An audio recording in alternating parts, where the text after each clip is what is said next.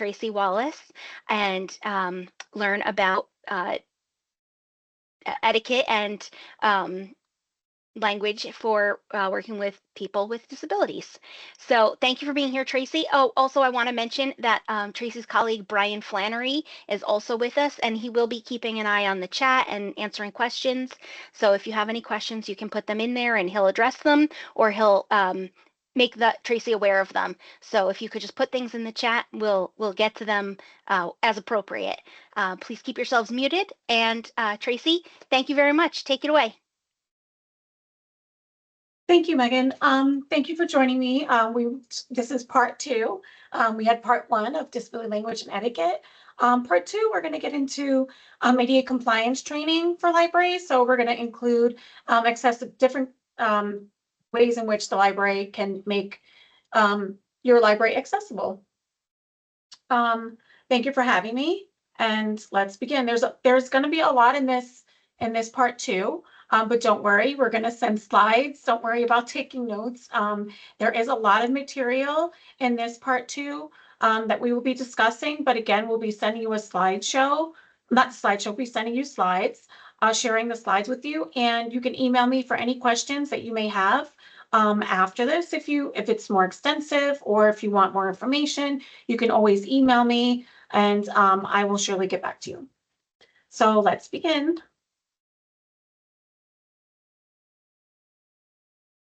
So we're going to start with some disability statistics. According to the CDC, more than 1 in 4 adults in the United States have some type of disability. The CDC breaks down disabilities in these categories. So 13.9% have a cognition disability, 12.2% have a mobility disability, 7.7%, as you can read, as independent living disability, and then breaks down to 6.2% hearing disability, 5.5% has a vision disability, 3.6% has a self-care disability. So they break down these disabilities. We will go over different types of disabilities. People with disabilities are the largest minority group in the United States, the only minority group that anyone can join at any time, and it affects all people. It affects people of all ages, genders, ethnic, and cultural backgrounds. Why ADA compliance? So ADA compliance in communities is essential for ensuring equal access and opportunities for individuals with disabilities. It ensures services to a diverse population. It creates welcoming and inclusive environment and benefits all, even those without disabilities, such as older adults, temporary impairments, or other mobility issues. We're going to go over some legal terms. Americans with Disabilities Act, the ADA, is a federal civil rights law, prohibits discrimination against individuals with disabilities. It covers areas such as employment, government services, transportation, and public places. It requires employers to provide reasonable accommodations for employees with disabilities. It was signed July 26, 1990 by President George H.W. Bush, as you can see in this picture. The Rehabilitation Act of 1973 is the first federal law to protect people with disabilities from discrimination. So we added this. This is in addition to from our part one, which we only included ADA. We're adding this because this covers numerous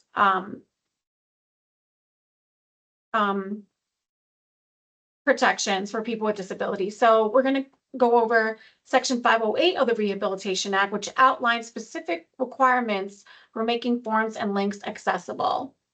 So the web content for accessibility guidelines are technical standards developed by the World Wide Web Consortium to make digital world accessible to people with disabilities, which we are going to go over lightly in this presentation, because as you know, the WCAG is just, is more in depth, and we do have another training on that, but today we're just going to go over the basics. A person with a disability defined. So a person with a disability is someone who has a physical or mental impairment that substantially limits one or more major life activity, history or record of such impairment, be perceived by others as having such an impairment, To be protected under the ADA, one must have a disability, be associated with an individual with disability, or being regarded as having a disability. So understanding disabilities, there are different types of disabilities. These are the categories. Physical and mobility disabilities, which include mobility impairments, wheelchair users are included. Anybody with obviously a physical mobility disability is something that you can see. Intellectual and developmental disabilities, visual, hearing disabilities, speech, neurodivergence, and non-apparent disabilities. So with non-apparent disabilities are disabilities that you can't see, and non-apparent disabilities include can include chronic illness, learning disabilities, mental health disorders, substance use disorders, which these disabilities are not visible. So we have to be really mindful when we see someone that for example, like a physical mobility disability. I have a mobility disability. I use a wheelchair. That's you can see that. But there are some people that you may not see their disability. So we have to just be mindful that there are different disabilities you may not be able to see. But some people may have needs, and we will go over some of that in this presentation. Disability language and etiquette. Um, so in part one, if any of you that came to part one, we went over a little more extensively in with disability language and etiquette. So disability language and etiquette is about, being respectful and inclusive, provides basic ways to respectfully communicate with and about people with disabilities from the moment you meet them. A way to be inclusive and make people with disabilities feel welcome. And disability language and etiquette is at its core about dignity and respect. So if you didn't go to part one, so what we want to convey when we're talking to people with disabilities is we want to use, for example, first person language, right? So person with a disability, not disabled person, that would be an example. Avoid wheelchair bound, victim, tragedy, suffering from. If someone has a personal assistant with them, talk to them, not their personal assistant, or, if they're having a nurse or caretaker with them, you want to talk to them directly and not the person that's with them. If they have a service animal, we don't touch the service animal. The service animal is doing their job. And if you see someone that may need help, always ask first. Don't grab them. Be respectful of their space, so their entire space. So my space would be my wheelchair. So I may look like I'm struggling, for example. I may have too many books, or I'm carrying too much, and you want to grab me. It's just be mindful and ask. Oh, do you need help? Do you need assistance? Because you may push me, and I may fall over. I may not have balance. So we want to be mindful of those things when we're communicating with people with disabilities. Effective communication. So the ADA requires that we communicate effectively with people who have communication disabilities. The purpose of effective communication is to ensure people that with vision, hearing, speech disabilities can communicate with, receive information from, and convey information to, okay. So what we want to do is we want to effectively communicate with someone with a disability. And so we want to ensure that we are effectively communicating with everyone. So examples of effective communication would be large print and braille. Some assistive technology we have here as examples, hearing loop, other assistive listening devices as hearing aids, infrared systems, screen readers. These are all different types of effective communication.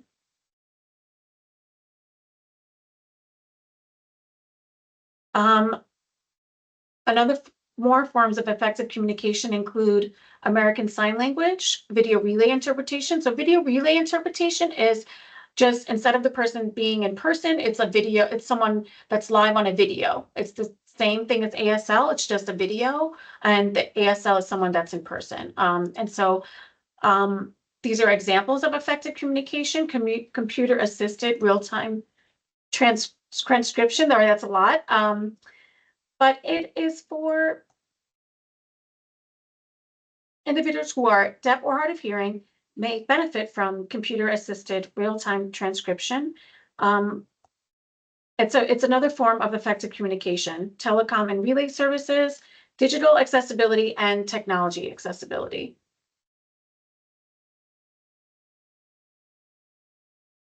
These are more different types of effective communication: Braille, amplified listening phone, again, when the information is typed here, augmentative and alternative communication, where someone can speak, they can press on the pictures in order for them to communicate. So these are just different types of effective communication.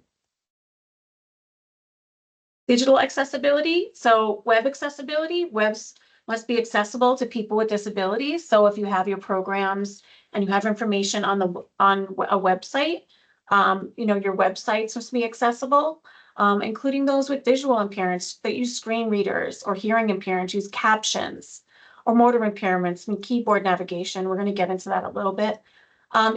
Ebooks and digital content ensure that digital materials are accessible, offering text-to-speech options, large print versions, or ebooks compatible with screen readers. Software accessibility, software databases, online catalogs must be usable by people with disabilities, ensuring compatibility with assistive technologies such as screen readers. So why is website accessibility important? So website accessibility ensures that people with disabilities have the same access to information that others that do not have a disability can access. It leads to better participation from our community, and it shows commitment to inclusivity. So the ADA requires libraries to ensure that services are available online, and digital contents such as websites can be used by people with disabilities, including online resources, catalogs, social media posts, are accessible to people with disabilities. In April 2024, the Department of Justice issued a final rule to ensure that all web content and mobile applications are accessible and usable by individuals with disabilities. WCAG, as we went over earlier, Web Content Accessibility Guidelines, or WCAG, is a set of guidelines that make web content accessible to people with disabilities. Sorry. So WCAG 2.1 level AA. So as of now, the Department of Justice June 2024 rule will require most libraries to comply with this WCAG 2.1 level AA starting in 2026. But we've heard from others that this form is usable for people with disabilities that have that need this web accessibility. So we touched upon it a little bit here. Again, we're going to send you information on this as well. So we're just going to touch upon the aim of these guidelines is to enhance access to digital content for individuals with visual, auditory, cognitive, or motor impairments. So the WCAG 2.1 level AA standards include perceivable, means that information presented in ways that all users can engage with. Operable, users are given multiple options for navigating and interacting with electronic materials. Understandable is that users can easily comprehend content. Robust, meaning content is compatible with common device types such as computers, smartphones, and screen readers. So this is the way 2.1 level AA breaks it down.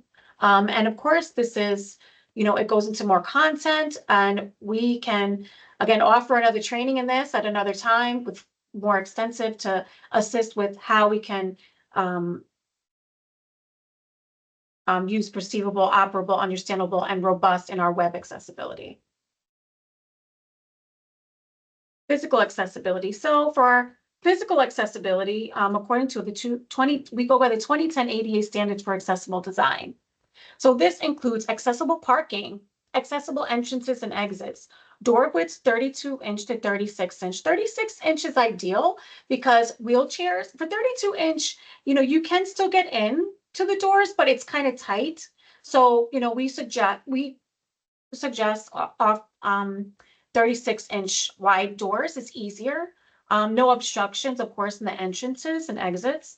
Accessible pathways, clear spaces, no obstruction, accessible restrooms, at least having one accessible restroom, if there are multiple stalls, signage and accessible content. I'm sorry, accessible counter office space. These are some examples of an accessible counter.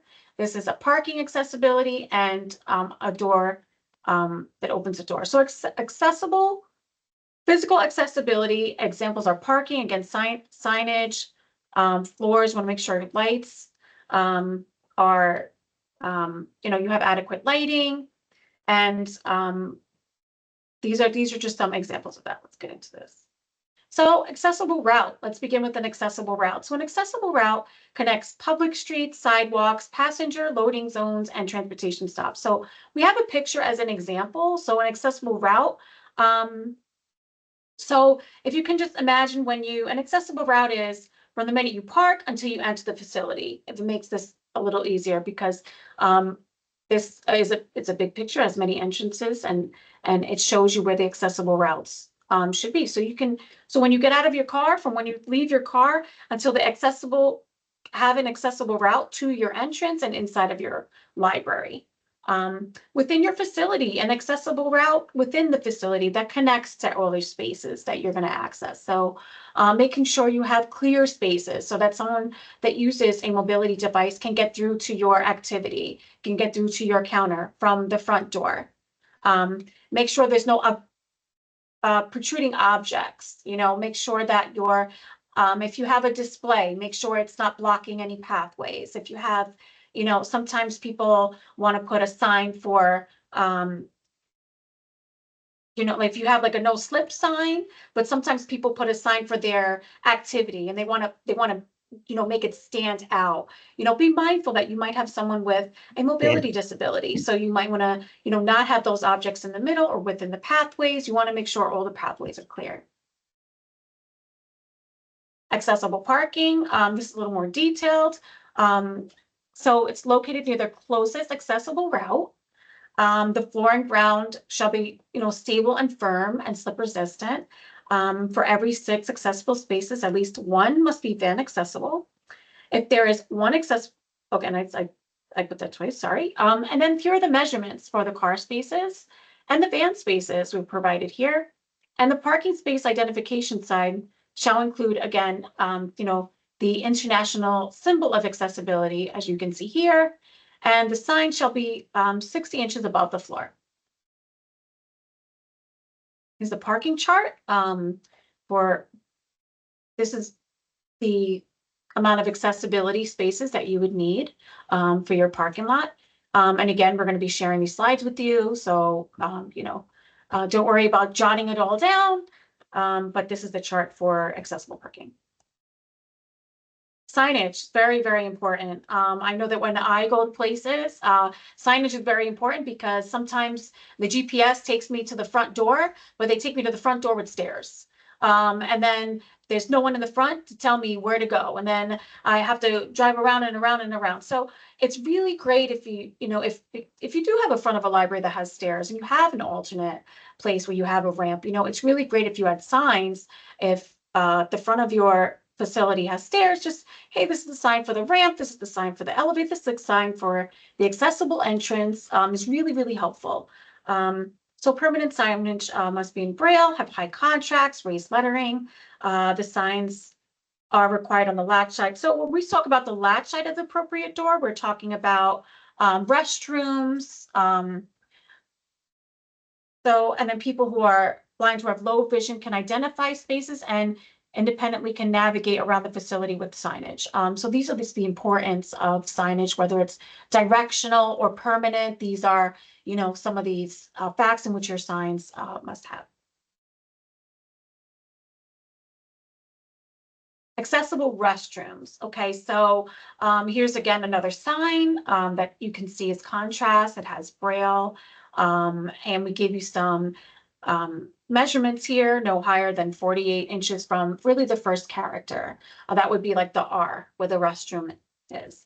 Points to the accessible bathroom. So if you have a bathroom, right, when you have in your in the beginning of your library and it's not accessible, but you may have an accessible bathroom around the corner or in another place that's far from where your first bathroom you come into. You want to have a sign that says this way to the accessible bathroom. So maybe your accessible bathroom is in a different location. You just want to have signs, right? So if you have a non-accessible bathroom, you want to have a sign pointing to where the accessible bathroom is.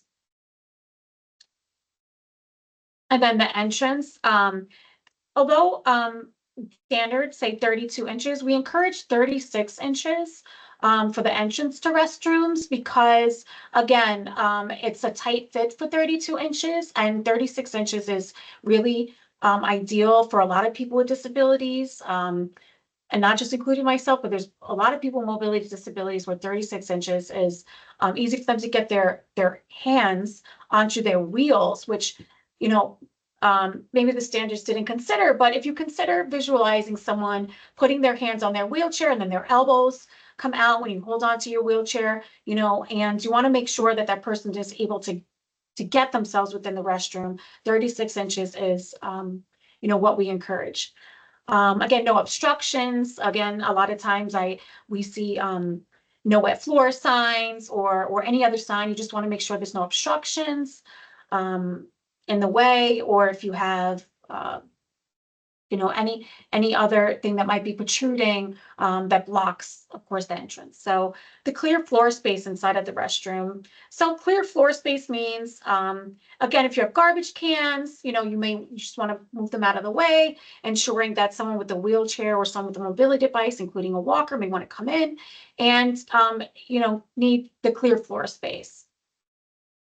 In this picture, as you can see, under the sink, sometimes we have vanities under our sinks. And although it looks pretty, people with mobility devices, well, people with wheelchairs need to get their knees under the sink or their wheelchairs under the sink so that they can reach the handles to be able to pull the lever to wash their hands, so that they can get to the soap, so that they have these abilities to be able to wash their hands. So that's why we need that space, or people with disabilities need that space under the sink, so that they could have room, so they can go close enough so that they can be able to wash their hands. And then you can see the bars are also located. There's one bar in the back and one on the side. And we put some measurements for the hand towel dispenser or hand dryer and soap. The reason why I put these is because I'm noticing a lot when at least I go into a lot of, well, I have 4 kids, so we go to a lot of libraries. We go to a lot of places, right? So what I see is ideally there are bars, which is great, but I can't reach the paper towels or the soap. And so, we want to just, keep in mind that if you do have something that's too high, you can put a manual hand soap maybe on the sink, have some paper towels, just having another choice for someone if it's too high. Just keep that in mind. And again, if you have multiple stalls, making sure that one is accessible, making sure it's wide enough, and ensuring that when someone goes into the bathroom, they can shut the door. And we can again send more measurements and information on that. It really gets extensive, but we can send you information on all of the measurements needed at your facility, whether you have one bathroom that's accessible or multiple bathrooms. We can definitely keep in touch with you and go over that if you would like to go over that with your individual library. Program accessibility. So programs must be usable by individuals with disabilities. So you don't necessarily have to make every facility accessible, but programs must be accessible. What does this mean, right? This means that if you have a library that has a program on the second floor, and you're expecting someone with a disability, or you want to be inclusive, and you can move that program to the first floor or outside. You don't have to there for older buildings. We're not saying to reconstruct anything, but if you do have a facility that's not accessible, but you are offering a program, you might want to offer the program on the first floor or in a different location outside. Sometimes people relocate outside. It's nice, and you have tents, and then it's inclusive, and everyone can enjoy your program or your activity. Alternate formats or methods are available. Making sure that alternate formats or methods are available for activities that require physical sensory engagement. What does this mean? So I can give you an example. I have 4 children. I have one daughter that's on the spectrum, and I have one daughter that is not. I have a son that has some um, sensory needs, and I have one that has some attention needs. So it's all different. But we want to go to the same library program, right? So 10 years ago, I brought my daughter to it was a young children's program in the library, and one part was reading. It was an hour activity. One half was reading, and the other half was arts and crafts. So my daughter that was on the spectrum, she uh, loves reading, absolutely loves books, but has such difficulty sitting and listening, being able to keep her attention. But she's great with the arts and crafts part. So when we talk about sensory, it really helped if we have, even I have one at my desk, right? I don't know if you can see it, but it's a little squishy ball, like gel, little squishy. And sometimes we have those, even I get, anxiety when I do presentations or when I'm preparing, and it does help me. It could help others. And so sometimes these toys, although they look like toys and they're a distraction, for children that are on the spectrum, this can be really helpful with them being able to sit and listen to a story. Sometimes that one sensory object can really help in them, their ability to concentrate on the object, but listen. Some children just can't give you eye contact, and it's not that they're being disrespectful, or it's not that they're not listening, but they just can't give you eye contact because that's part of who they are. They're on the spectrum. It's part of their disability. It's part of them. So instead of as I grew up in an old-fashioned home where people are seen not heard, it's oftentimes, we want to discipline right away and they're not being, but sometimes, what, having that sensory and having that small, object for them can really, really help them. And they could just sit there and listen and really participate and feel included. And that's really important, how they feel in the library, right? So how they feel about being included in your programs and being inclusive. Weighted blankets. Now, I weighted blankets was new to me again 10 years ago, but it's a lot of people are using that more. Weighted blankets, you'd think that some people may feel, oh, weighted blankets, what is that? It's something where they feel snug and they feel you know that it's something that makes them feel content. That's another something you can offer, or something that someone may have. These are just examples. You don't have to, we're just giving you examples. And then physical engagement, so standing desks. So there are some kids, it's hard to sit, so sometimes you want standing desks, so they'll be able to do a lot and they're standing, because sitting is difficult for some children or some adults. Um, and then how to create inclusive experiences. So quiet spaces. So some kids may need it's um, some children have, or some adults, right? It's just too much noise. It's too much going on. So you might want a quiet space. You have sections that you have quiet space, where some libraries have a room where they have a quiet space, and it's not like you're secluding. So there's a difference between secluding and including. A quiet space, sometimes someone could say, hey, do you have, a place where it's just overwhelming for me, and they may go up to a staff member and say, do you have any quiet spaces, so they can concentrate. So some people, adults and children, sometimes they need a quiet space. Um,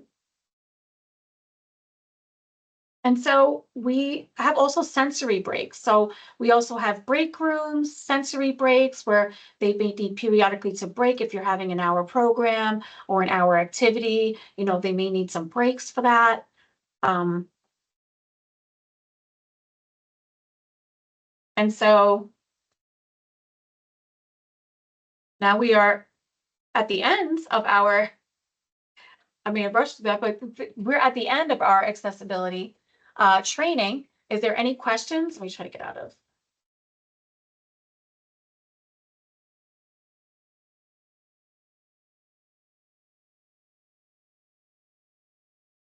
Okay. Are there any questions?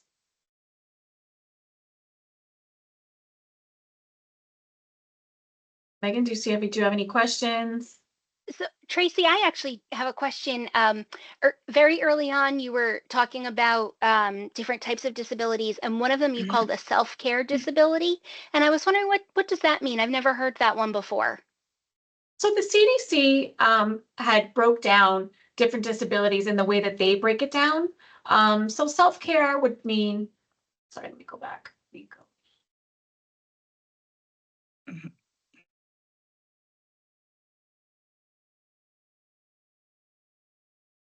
Let me go back.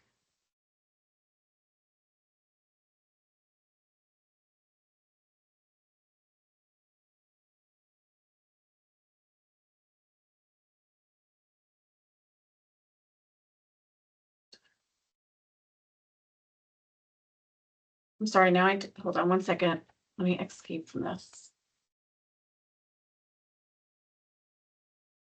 So the way they were describing self-care disabilities was bathing, being able to bathe themselves. So the CDC had broke it down in that way. Being able to take care of themselves, self-care, being able to, um, you know, needing that assistance to be able to take care of themselves. If that helps, bathing, feeding, those types of self-care disabilities. Thank you. Welcome. Jessica, if you want to go ahead, you can unmute and ask. Okay, hi, can you hear me? Yes.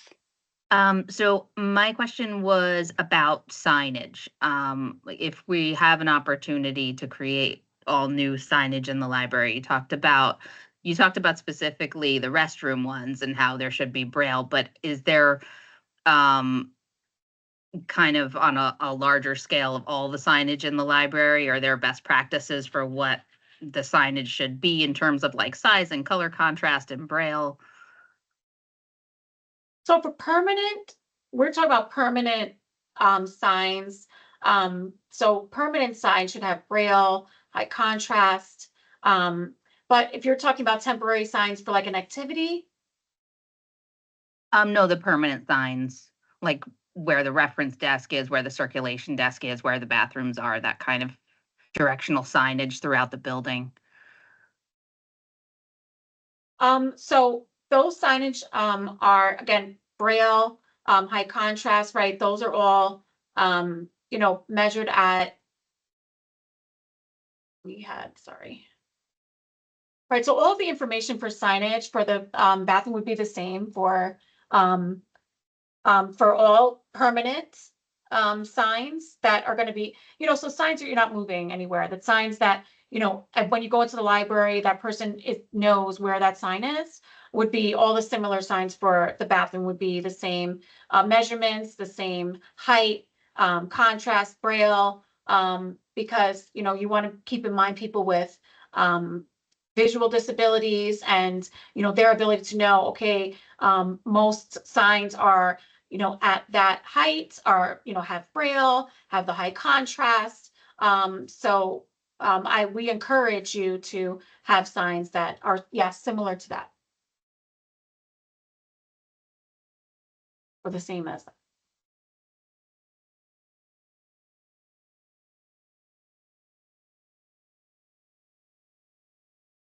Were there any questions in the chat, Brian? So again, I know that this presentation is a lot, but if there's anything that you would like more extensive training on, like WCAG, or because that's really a lot for web accessibility, or if you think your library may have, there's any other questions that you may want to have an event or an activity, and you may want advice, you can always email. You can always call, email, and we're happy to assist anyone with anything that you're doing. Any outside event, we want to create a program, and what would be ideal, or anything that you want to create. for your library, or any accessibility issue, a question that you may not think of right now and you may think of after, or you may think of when it happens. Sometimes that happens, right? When we're creating something, then we have that question, or, you know, when something's happening and then, or a patron comes to us, that's when we're, oh, okay. So, and that's fine. You can always email and, you know, call whenever, to ask for any accessibility, and I will, you know, do my best and give you all the information that you need. Tracy, could you give us just a very brief overview of Independent Living Inc. and what, as an organization, um, what your organization is and does, just so that we know a little bit more about what kind of resources you have available if we need them? Sure. So 1 second.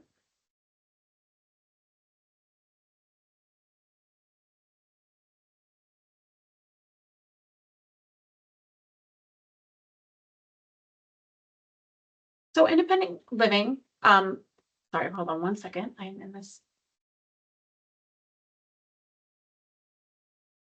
Wait 1 second. 1 second.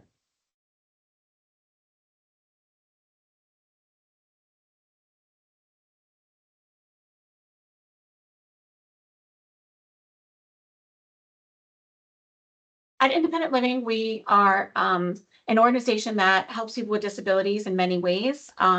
We have many different departments. We have OBWDD services. We have independent living skills services. We have we help people with I'm looking right now, Brian. Sorry. Sure, no problem. So we are an independent living center, which is a disability services and advocacy organization, and we offer services and programs to folks across the whole spectrum of the disability community. As Tracy mentioned, we have programs directed toward folks with intellectual and developmental disabilities, funded through the state's Office of People with Developmental Disabilities. We also have quite a number of programs focused on supporting folks with substance use and behavioral health challenges, and we connect people with peers who are folks with lived experience in those domains with substance use, with behavioral health challenges, and they provide ongoing support to those folks. That's a major area of disability that often gets overlooked. As Tracy mentioned, non-apparent disabilities earlier in this training, those tend to fall in that category. And of course, we offer support to folks with mobility and physical challenges. That's sort of the department that Tracy and I belong to. We offer that pretty directly, as well as training and support to entities like the Ramapo Catskill Library System, to member libraries, member branches, with any of the above there, as well as anything else you think might be accessibility related. We offer accessibility reviews of facilities to help entities and organizations make their facilities as accessible as we already know they want them to be, and connect folks to resources in that regard. We help folks that have sensory disabilities like blindness or low vision, and deafness or hard of hearing, and ensuring that folks are able to connect to services around the region. We operate in 7 counties, covering all of the Ramapo Catskill Library System's geographical area. And I'm happy to go on, but if that is sufficient. Thank you, Brian. That was great. Thank you.